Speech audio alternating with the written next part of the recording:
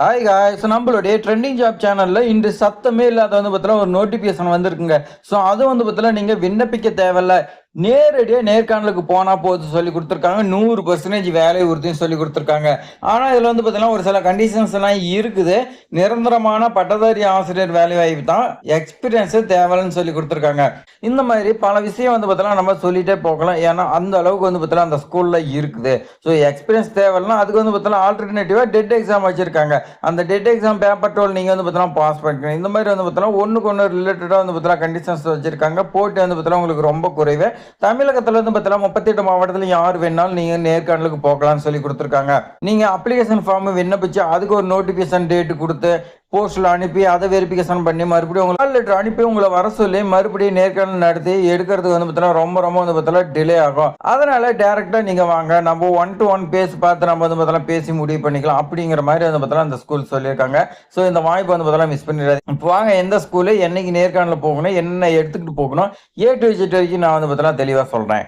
இது மாதிரி பயனுள்ள தகவலாம் தெரிஞ்சுக்க நம்மளுடைய ட்ரெண்டிங் ஜாப் சேனலை சப்ஸ்கிரைப் பண்ணிங்க. வாங்க விரிவாக பார்க்கலாம். அரசு உதவி பெறும் பள்ளியில் பட்டதாரி ஆசிரியர் 2026 கேட்குறாங்க. அது இளங்கலை பட்டதாரி ஆசிரியருங்க. பணியிடம் நிரந்தரமான ஆசிரியர் வேலை வாய்ப்புங்க. ஸோ இந்த வாய்ப்பெல்லாம் நீங்கள் மிஸ் பண்ணிடாதீங்க. அடுத்து தேவைப்படும் பாடம் பொறுத்த வரைக்கும் ஆங்கிலம் பாடம் கேட்குறாங்க. இந்த ஆங்கிலம் பாடத்துக்கு குவாலிஃபிகேஷனா BA B.Ed கேட்குறாங்க. நீங்கள் பார்த்தீங்கன்னா முதுகலை MA B.Ed படிச்சிருந்தாலும் இந்த ஜாப் எலிஜிபிள் நீங்கள் தாராளமாக விண்ணப்பிக்கலாம். இனச்சுழற்சி பொறுத்த வரைக்கும் மிகவும் பின்தங்கிய வகுப்பினர் அவங்க பார்த்தீங்கன்னா இந்த ஜாப்புக்கு நேர்காணலுக்கு போகலாம்.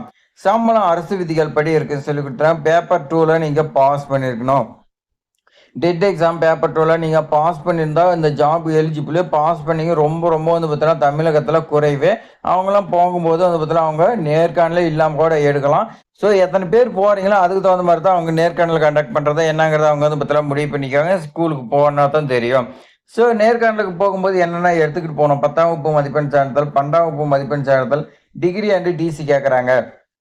அதே மாதிரி ரெசியூம் வித் ஃபோட்டோ பார்த்தீங்கன்னா கேட்குறாங்க. ரெசியூம் தான் ரொம்ப ரொம்ப முக்கியம். ஃபோட்டோ பார்த்தீங்கன்னா 2-3 காப்பி எடுத்துக்கங்க. ஆதார் கார்டு பார்த்தீங்கன்னா எடுத்துகிட்டு போங்க.